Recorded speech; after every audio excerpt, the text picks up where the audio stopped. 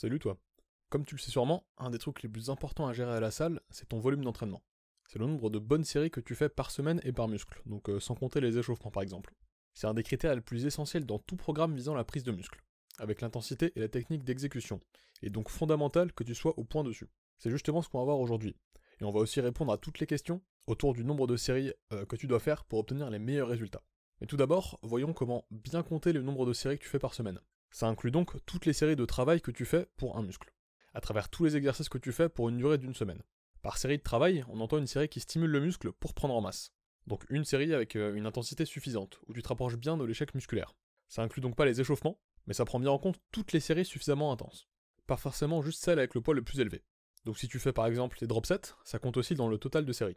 Prenons l'exemple des pecs avec le développé couché. Imaginons que je fasse une série proche de l'échec, donc par exemple 8 répétitions à 100 kg. Ça me fait donc une bonne série. Avant ça, j'ai dû faire des séries à 20, 60 et 80 kg pour m'échauffer. Mais elles ne rentrent pas en compte dans le total puisque je ne me suis pas du tout approché de l'échec. Donc elles n'étaient pas suffisamment stimulantes. Ensuite, si je fais 3 séries supplémentaires à 100 kg, donc par exemple 7, 7 et 6 reps, toujours à l'échec ou presque, j'aurais fait 4 séries en tout pour les pecs. Mais si à la place j'avais baissé le poids à 90 kg, tout en me donnant quand même à fond, donc par exemple si j'avais fait 11, 9 et 8 répétitions, ça aurait aussi compté, puisque c'était aussi des séries très stimulantes. Et si après ces 4 séries, je fais 4 séries de dips, ça compte aussi dans le total des pecs, même si c'est pas le même exercice. Donc ça aurait fait au total 8 séries pour les pecs dans cette séance. Et si je fais 2 fois cette séance par semaine, c'est-à-dire que je fais 16 séries par semaine pour les pecs. Simple. Ensuite, il y a un cas de figure un petit peu spécial qui arrive avec certains exercices polyarticulaires. Puisque ce sont des exercices qui par définition entraînent plusieurs muscles en même temps, ça veut pas dire qu'ils sont entraînés à la même intensité. Par exemple, avec le développé couché, les triceps sont souvent secondaires par rapport aux pecs et aux épaules. C'est aussi le cas avec les biceps pour les tractions, ou même les avant-bras avec les curls. Dans ce cas-là, qu'est-ce qu'on fait? Une possibilité, c'est de le compter comme une série à part entière. Mais ça reflète pas forcément la réalité. Parce que même si tu fais 20 séries de traction par semaine, ça vaut pas 20 séries de travail d'isolation de biceps. Tout simplement parce que le biceps, c'est pas le muscle limitant de l'exercice traction. C'est pas le muscle qui est le plus stimulé. Donc il approche beaucoup moins de l'échec. Et si tu comptes que sur le volume de traction pour prendre des biceps, ça se verra dans tes résultats.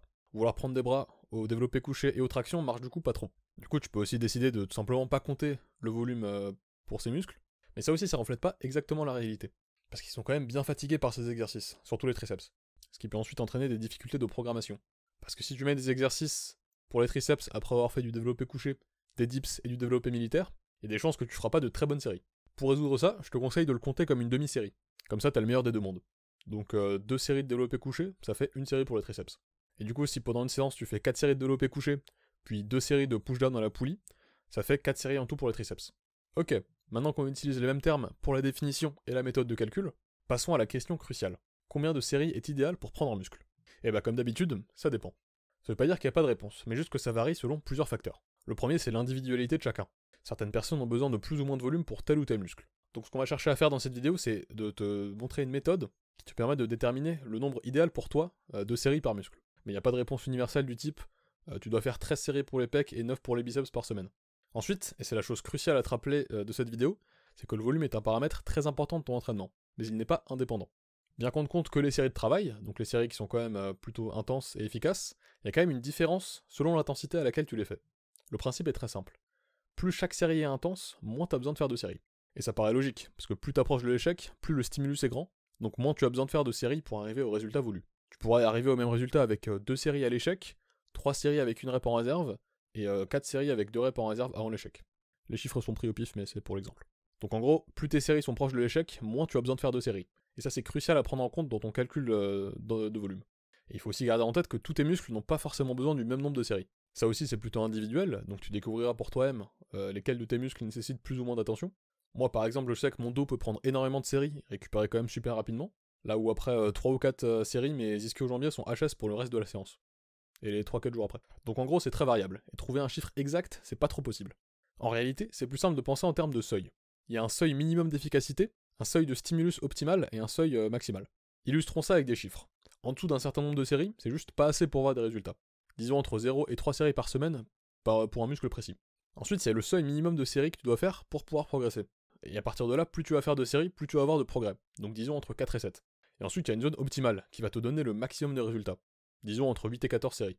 Et à partir de là, la relation entre volume et résultat va se décorréler. Donc c'est pas forcément parce que tu vas faire plus de volume que tu auras plus de résultats. Il y a une zone où ça devient contre-productif, par exemple au-delà de 15 séries. Donc ton but, c'est soit d'être dans cette zone optimale, soit dans la zone d'efficacité. Celle qui t'assure un minimum d'hypertrophie, ou au moins de maintenir tes muscles actuels. Mais pourquoi ne pas juste viser la zone optimale pour tous les muscles? Et bah c'est parce qu'on a juste trop de muscles différents pour ça. Tu peux pas tout entraîner de manière optimale, à moins de dédier ta vie à ça, d'avoir un programme parfait, et de passer 6 heures par jour à la séance. À moins que tu sois débutant, où là les résultats sont plus simples à obtenir et pas besoin d'aller autant dans les détails, il faut faire des choix et prioriser certains muscles dans ton programme. Sinon tu vas trop t'entraîner et ça va devenir difficile pour la motivation et la récupération. Et bien sûr, t'es pas obligé de focus sur un seul muscle toute ta vie. Tous les quelques mois, tu peux changer de programme et passer d'un nombre élevé de séries pour tel muscle à un nombre juste suffisant pour maintenir et passer le focus sur un autre muscle. Mais je sais que c'est un petit peu relou de pas avoir de chiffres précis sur lesquels se baser. Donc voilà quelques chiffres de base que tu peux utiliser au début avant de les affiner selon ta propre expérience. Le seuil d'efficacité, c'est en général autour de 4 à 6 séries. Donc si tu veux progresser un minimum sur un muscle, il faut en général faire 4 à 6 séries par semaine. Plutôt 4 séries pour les gros muscles comme les quadriceps et les ischio-jambiers, et plutôt 6 pour les plus petits muscles comme les mollets ou les avant-bras. Ensuite, la zone idéale est souvent entre 8 et 16 séries par semaine, à moduler en fonction de tes muscles, de tes priorités et de l'intensité de tes séries. Parce que je te dis que 16 séries très intenses pour un gros muscle comme les pecs, souvent c'est pas facile à récupérer. C'est même souvent un peu trop. Et ensuite, au-dessus de 20, il faut vraiment commencer à faire attention à ne pas trop en faire. Surtout pour les plus gros muscles et à haute intensité. Parce que rappelle-toi que la récupération, c'est la moitié de l'équation.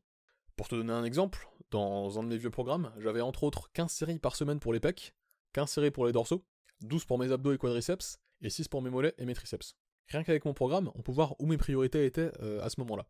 Donc c'était mes pecs et mes dorsaux qui devaient rattraper un retard, alors que mes triceps et mes mollets étaient plutôt de second plan. Donc voilà, on a vu les grands principes, mais avant de te laisser partir, il faut que je te parle d'une erreur qui est trop fréquente, le junk volume. C'est comme ça qu'on appelle les séries qu'on fait, qui sont plutôt intenses, mais qui ne servent à rien. Comment éviter de faire un effort maximal qui ne donne aucun résultat? C'est simple, il ne faut pas trop en faire. À chaque séance, au bout d'un moment, on peut plus entraîner efficacement un muscle. Après 8 séries de développé couché, ou 6 séries de squats, ou 10 séries de curl, ton muscle il est finito, et en faire plus ne peut qu'être contre-productif. Au-delà de 8 séries par muscle par séance, et souvent même plutôt 6, ça devient en général du junk volume, sauf si tes séries sont pas très intenses à la base. Si tu t'entraînes vraiment à fond, à très haute intensité, 4 séries réparties sur 2 exercices peuvent être optimales, par séance pour un muscle donné. 2 séries au max de développé couché puis de dips, et c'est tout ce dont tu as besoin pour les pecs pour cette séance. Ça c'est au sein d'une même séance, mais c'est pareil sur toute la semaine. Si tu fais 50 séries de squats, au bout d'un moment ça sert plus à rien, même si elles sont réparties sur plusieurs jours. Donc attention, la corrélation entre volume et résultat n'est pas linéaire à l'infini. Et pour illustrer tout ça, prenons l'exemple d'une séance upper, donc qui vise le haut du corps. On peut y caser des exos pour les pecs, les épaules, les triceps, les biceps, les trapèzes, les dorsaux, les avant-bras et même la nuque. Mais si on essaye de faire 8 séries pour chacun de ces muscles, on va pas s'en sortir. Il faut prioriser pour éviter le junk volume et ne pas avoir une séance de 4 heures. Si tes priorités sont de développer tes pecs et tes biceps, il faut vraiment que ça se répercute dans ton programme. Tu vas pouvoir faire 6 ou 8 séries pour ces muscles et en faire un petit peu moins pour les autres. Par exemple, ça peut donner ça. Donc tu vois qu'on fait plus de séries pour les muscles qu'on priorise, ceux qu'on va développer en priorité, donc les pecs et les biceps, et le reste on peut faire 2 à 4 séries, ce qui peut faire 4 à 8 séries par semaine, ce qui est amplement suffisant pour progresser, mais plus lentement que le reste. Et voilà pour ce petit guide sur le volume, que j'ai essayé de rendre le plus concis possible. J'espère que cette vidéo a pu t'aider à y voir plus clair. Si c'est le cas, abonne-toi et partage la chaîne pour m'aider à faire plus de vidéos, et donc t'aider dans la poursuite de tes objectifs à la salle. Si t'as une quelconque question, suggestion de vidéo ou autre, je te conseille de les mettre en commentaire. Et sinon, merci d'avoir regardé, c'était Soub, et à la prochaine.